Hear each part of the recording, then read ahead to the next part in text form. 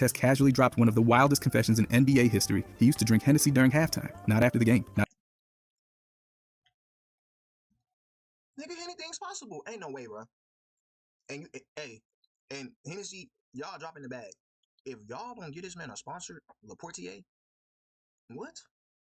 Mid-game? At the club, Shaq's locker room poop pranks. So apparently, Shaq's idea of team bonding involved feces, buckets, and traumatized rookies. According to Gary Payton, Shaq once... And what? And what? Brother. That's not a prank. That's not hazing. And if I shoot you, I'm in the wrong, right? I would say if I fight your big ass. But brother, you're like 7'2", I'm like 5'10". There will be no fights in this bitch. I do not care. You gotta pop it, big ass. Collected his own waste for a week and dumped it on rookies while they were in the bathroom. He said it happened with the Lakers and the Heat. Yeah. Yo, why the fuck Doug Christie look like Tyrese Halliburton in this picture? Also, that nigga wife is scaring the out of me, bro. I don't know if it's a bad picture, bad flicks. I don't know if it's the angle of her eyebrows, nigga. That shit's scaring me, bro. She might be possessed. I don't really think nobody fucking with me anyway, you know what I'm saying? 24 fucking hundred. I come from that fucking block. I been out that Johnny up and up that cutter. If we cannot get... Welcome back. We're back with another reaction video. Today we're reacting to a B-Ball Explain video. Every NBA scandal too dark for Netflix to cover. Like, brother, you might as well let Netflix cover that shit. Like, Chris Anderson's catfish. Back in 2012, the Douglas County Internet Crimes Unit barged into Chris Anderson's house and grabbed his electronics like it was some kind of heist movie. Turns out they thought he was tied up in child exploitation. Spoiler alert, he wasn't. He was actually being catfished by a woman named Shelly Chartier, living in the frozen wilderness of Manitoba with no internet until she was 20. Yep, that's who did it. Shelly created fake profiles and pretended to be everyone. Anderson, a made-up guy named Tom Taylor, even someone's mom. She tricked a 17-year-old named Paris Dunn into flying to Denver to meet Anderson, who thought the whole... So y'all telling me that this nigga Birdman lives in Douglas County, GA. I'm assuming. What the hell? whole thing was set up by Tom. Paris showed up, hung out with him, realized stuff was weird, and went home. Then came the threats. Shelly, still pretending to be other people, tried to extort Anderson for about $3,000 and bombarded Paris with threats involving nude photos. The police finally traced the whole mess back to Canada. Anderson was cleared, no charges. He even went on to win a title with Miami. Meanwhile, Chartier got arrested, pleaded guilty, and spent 18 months in prison. Yeah, that weirdo don't need the internet either. She's now banned from using the internet unsupervised. The teams cracked the whole thing wide open, proving that sometimes real life is way weirder than any drama on court. Malik Beasley, gambling investigation. Federal prosecutors started digging into Malik Beasley's betting activity after a major sportsbook flagged a suspicious spike in wagers tied to his game stats. Not final scores, just stuff like points and three-pointers. This all started around January. That's the only thing he shoots. Nigga, I think I put Beasley on the slip. You know why?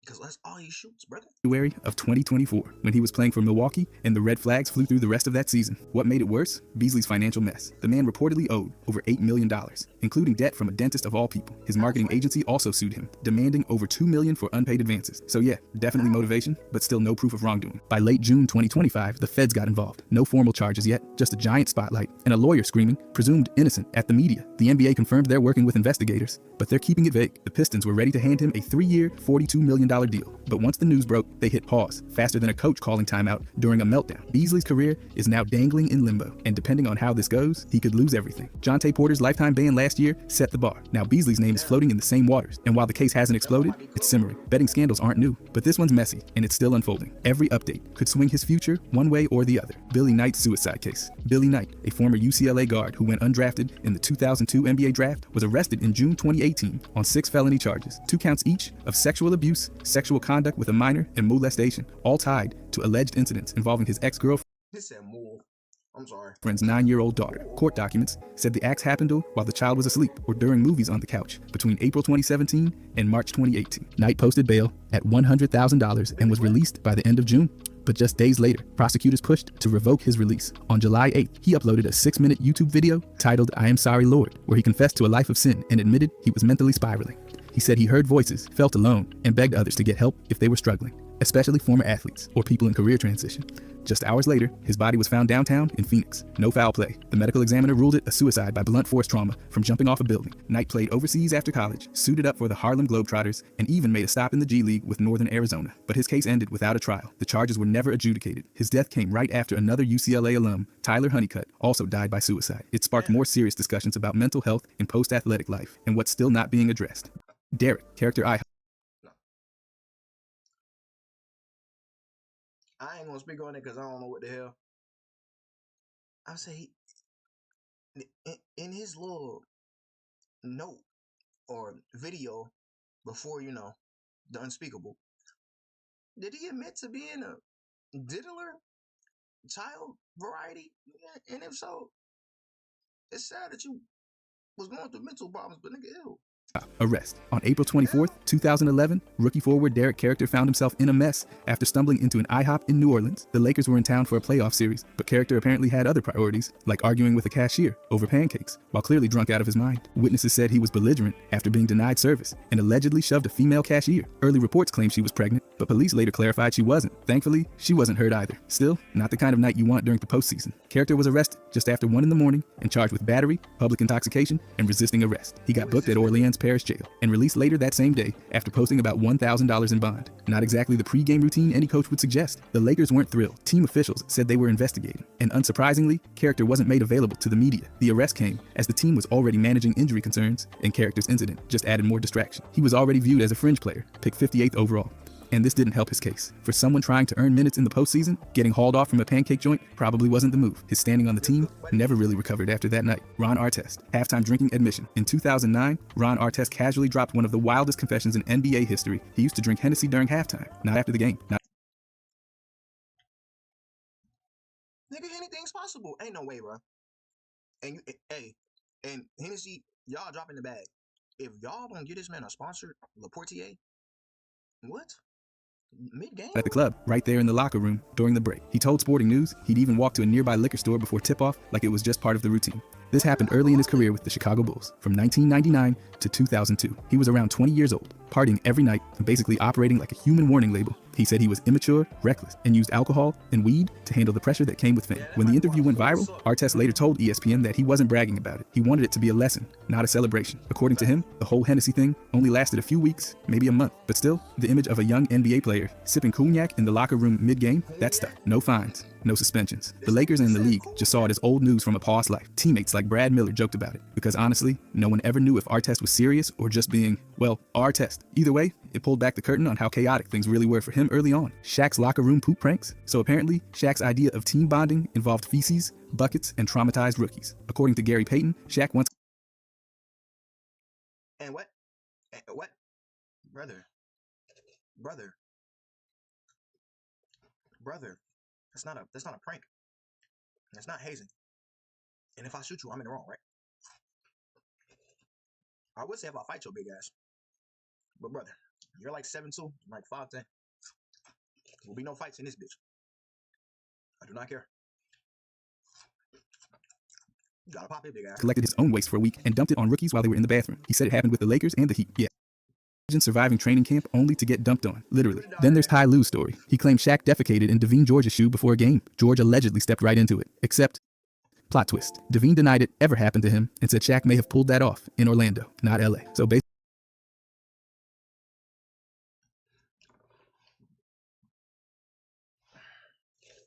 I don't think I ain't gonna lie, it's disgusting. You taking in somebody's shoe.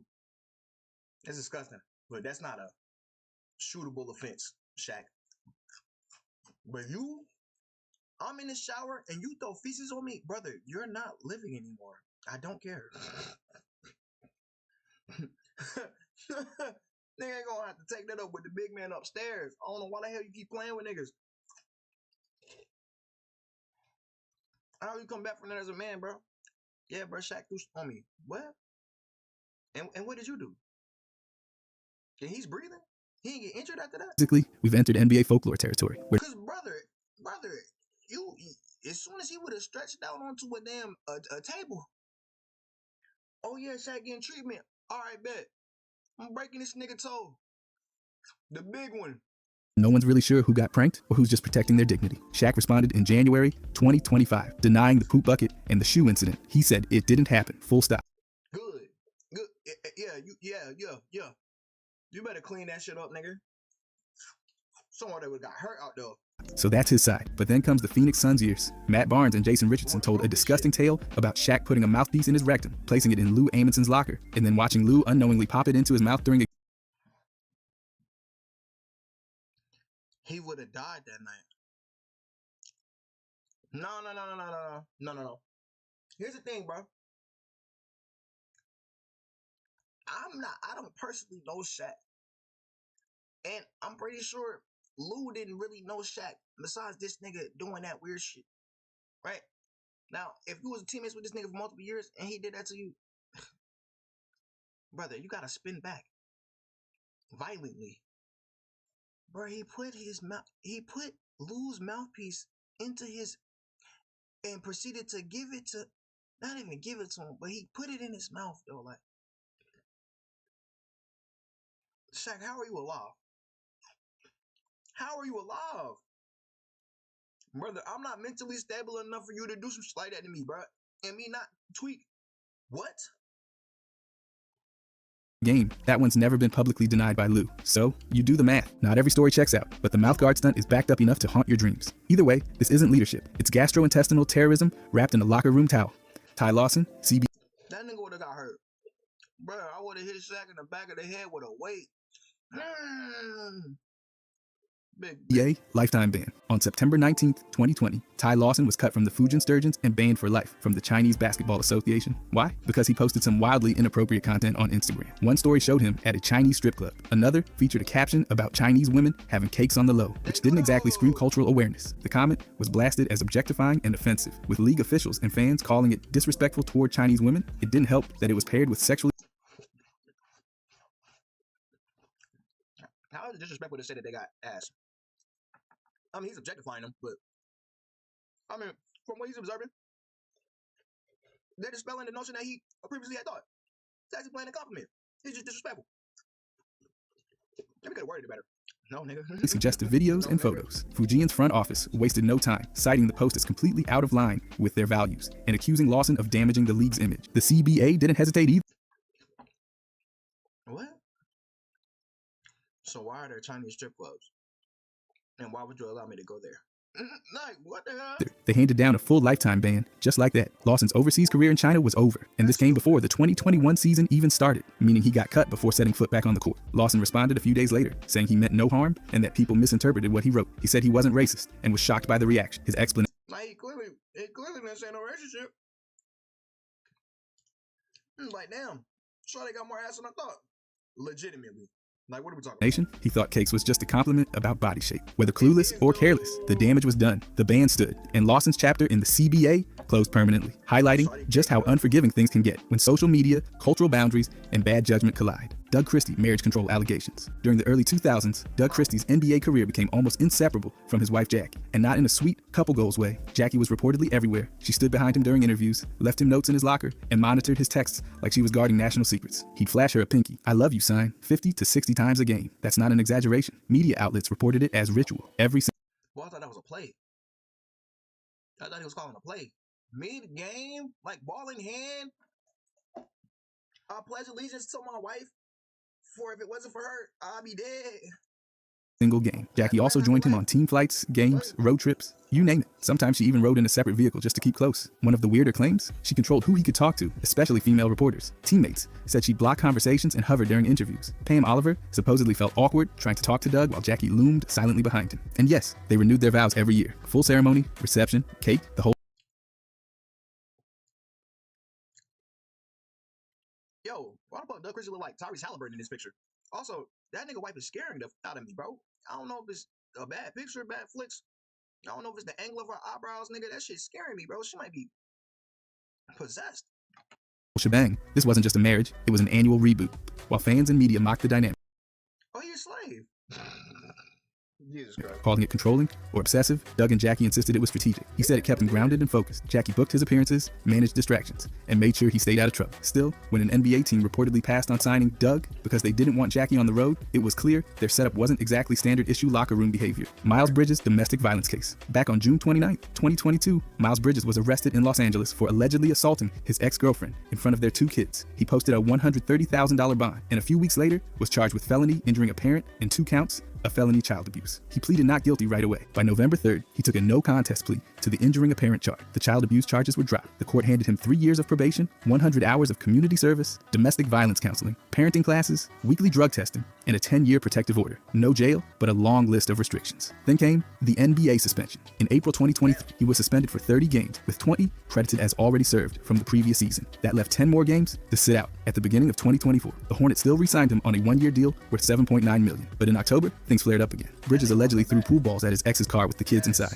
A warrant had already been issued back in January. He turned himself in and was released on a $1,000 bond. By February 13th, all 3 new charges were dismissed. Prosecutors said the evidence was too weak to move forward. Bridges stayed on probation, followed court orders, and remained with Charlotte once his suspension ended. His case was messy, but legally, that chapter closed. Cameron Payne, Terry Johnson arrest. On June 14th, 2024, Cameron Payne called 911 around 2:30 in the morning from his home in Scottsdale. He said What else, Terry Johnson? he needed help after a verbal fight with his girlfriend, but when the dispatcher asked for his name, he insisted it was Terry Johnson. Not once, over and over. When officers arrived, Payne and his girlfriend said everything was fine, but under domestic protocols, cops needed his real name. Instead of cooperating, Payne doubled down. He gave a fake birthday, January 1st, 1998, and stuck to the alias. Eventually,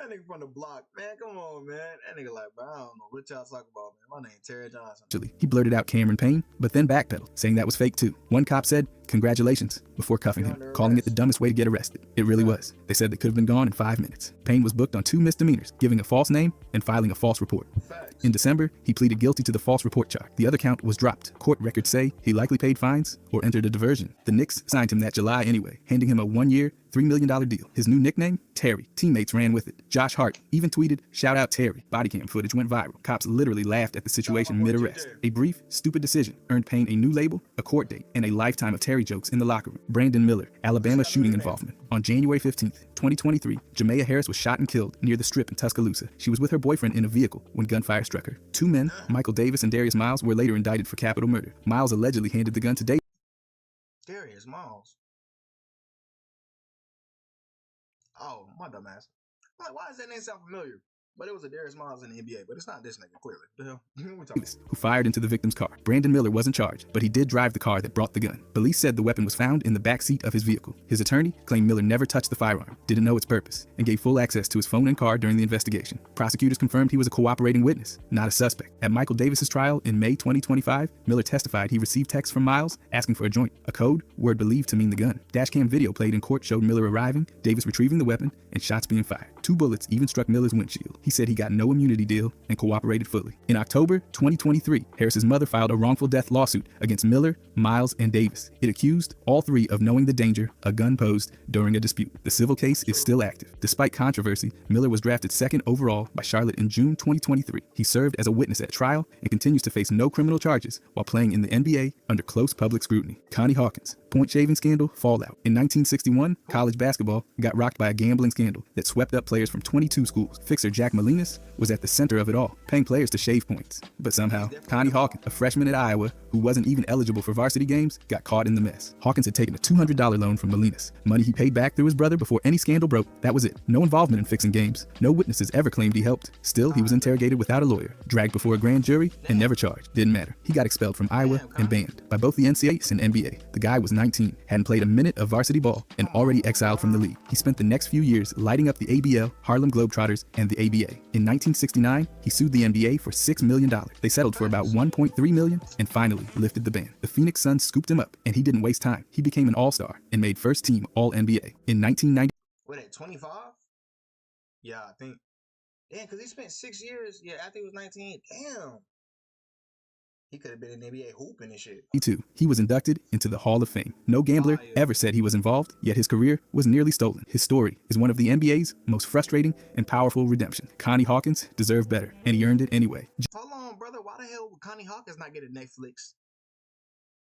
a Netflix documentary because the NBA not gonna be like, yeah, bro. Hey, cover with Connie Hawkins when we hold Connie Hawkins. They still need to be on Netflix. Jeff though. Taylor, domestic violence suspension. On September 25th, 2014, Jeff Taylor Yo, I remember this nigga from 2K. I always wonder what happened to Lil Buddy ass. Damn, Charlotte was ass.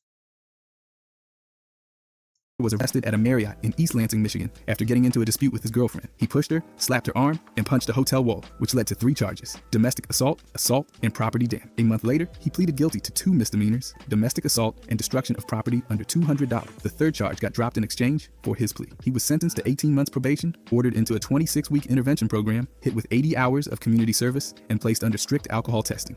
The NBA didn't sit back. Commissioner Adam Silver suspended Taylor for 24 games without pay, docking him almost $200,000 in salary. Silver said the punishment was about sending a message. Taylor's actions violated not just the law, but the league's moral standards. Not everyone agreed. NBPA head Michelle Roberts called the suspension excessive, arguing the collective bargaining agreement didn't allow such penalties for misdemeanors, but Taylor didn't appeal. He took the hit and said he just wanted to move forward. The case was a first under the Shit, I ain't losing my 200K. You got me.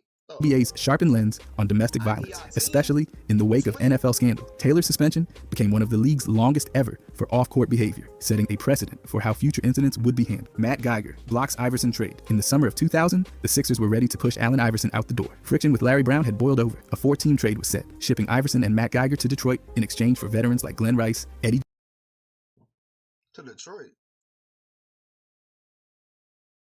Nigga, didn't AI end up on Detroit anyway? Jones, and Jerry Stackhouse. Nigga, Eddie Jones, Glenn Rice, and Jerry Stackhouse were on Detroit? Well, I remember Jerry Stackhouse.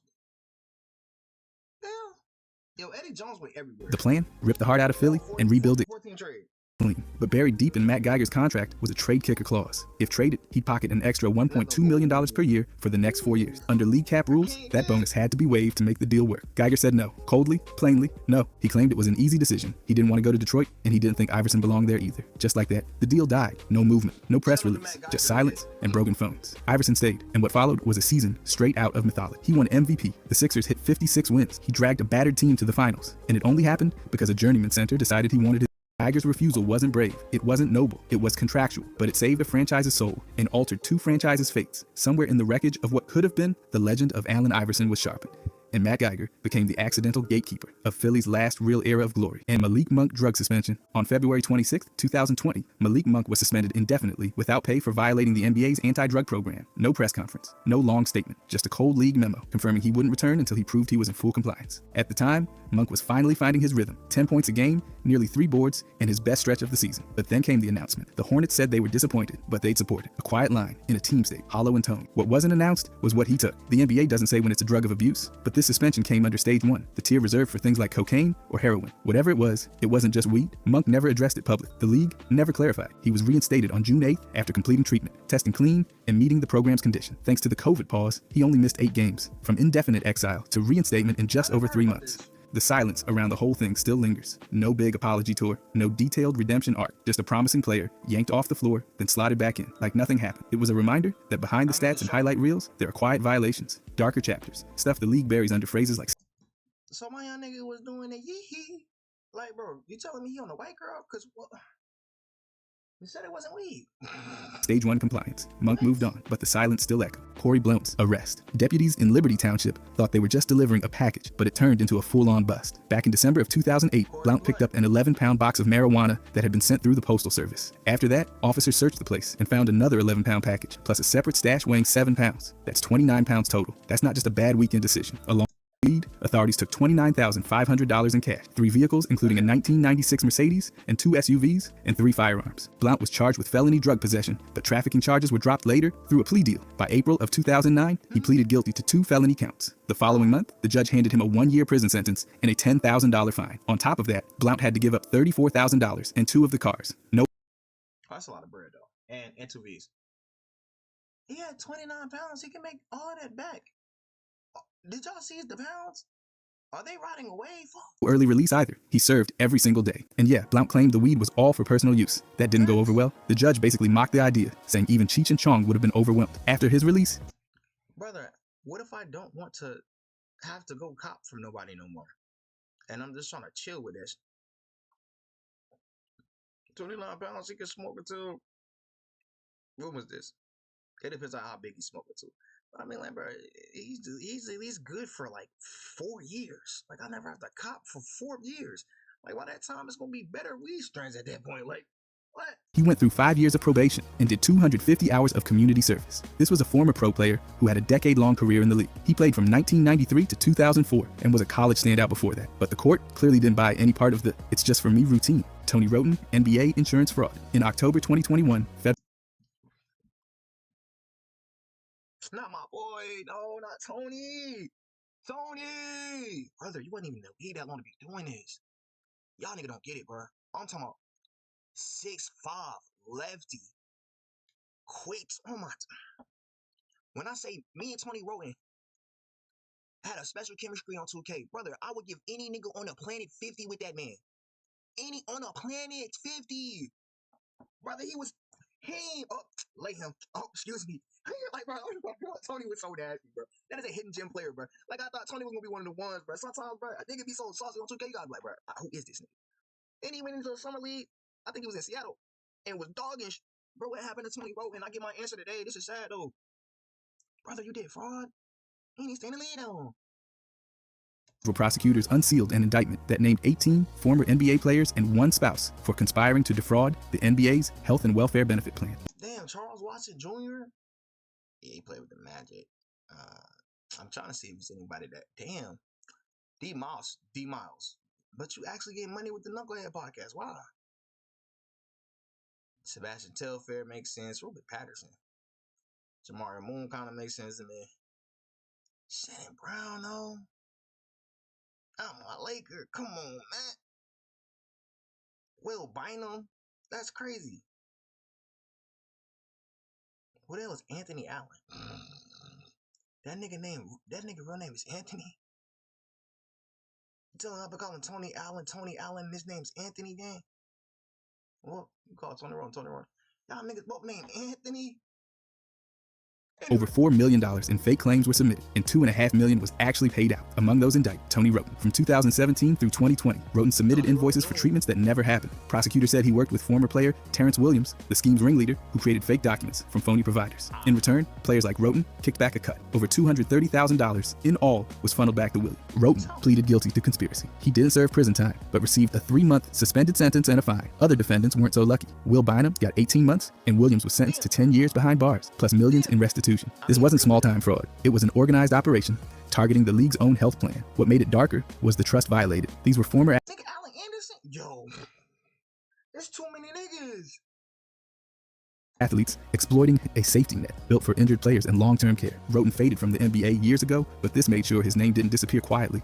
It became another entry on a growing list of post-career scandals, where the headlines are no longer about points or contracts, but crime, deception, and reputations gone hollow. Mark Cuban tanking fine. On February 18th, 2018, Mavericks owner Mark Cuban appeared on a podcast with Dr. J and said the quiet part out loud. His exact words: "I'm probably not supposed to say this, but losing is our best option." He was talking about the Dallas Mavericks, a franchise actively swirling the tank drain at 18 wins and 40 losses near the All-Star break. The comment wasn't coded. It was a public confession of strategic failure. One Cuban claimed had been in place for a year and a half. 3 days later, the NBA fined him $600,000.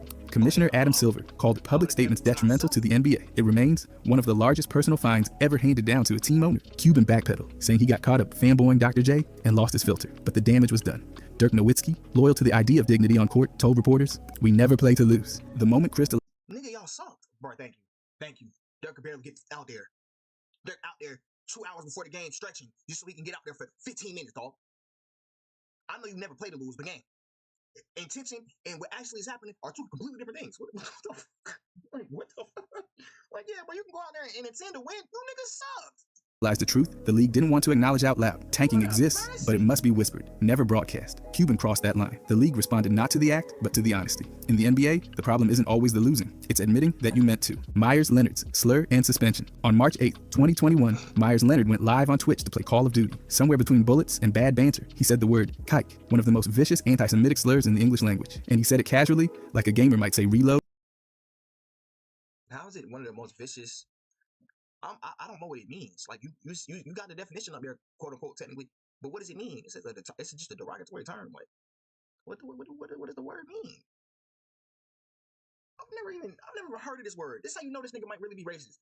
Cause I've never heard of the word until they said, yeah, bro, he got suspended for this.